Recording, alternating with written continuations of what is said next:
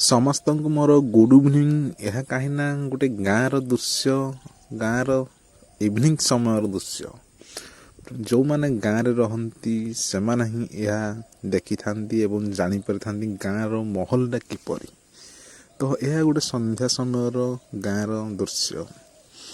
କାହିଁକିନା ଏହା ଶୀତଦିନ ସମୟ ଯେହେତୁ ପ୍ରତ୍ୟେକ ଘରେ ଗୋଟିଏ ଗୋଟିଏ ଅଗଣାରେ ନିଆଁର ଶୀତଦିନର ରକ୍ଷା ପାଇବା ପାଇଁ ନିଆଁ ଲଗେଇଥାନ୍ତି ଏବଂ ସେଇ ନିଆଁ ଲଗେଇକି ଚାରିପଟେ ଲୋକ ବସିଥାନ୍ତି।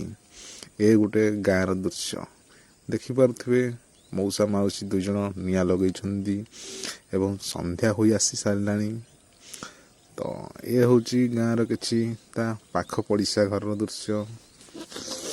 ତ ଦେଖୁଥିବେ ସନ୍ଧ୍ୟା ସମୟରେ କେମିତି ସେମାନେ ନିଆଁ ଲଗେଇଥାନ୍ତି ଆଉ ସକାଳ ପର୍ଯ୍ୟନ୍ତ ସେଇ ନିଆଁ ଜଳିଥାଏ ଏବଂ ସକାଳେ ମଧ୍ୟ ସେଇଠି ସେମାନେ ବସିଥାନ୍ତି ଏବଂ ସେଇଠି ଚାହା କରିଥାନ୍ତି ଏବଂ ପିଇ ସାରିଲା ପରେ ସମସ୍ତେ ଯେକୌଣସି କାମ ଯାହାର ହେଉନା କାହିଁକି ଯିଏ ଯାହା କାମରେ ଲାଗି ପଡ଼ିଥାନ୍ତି।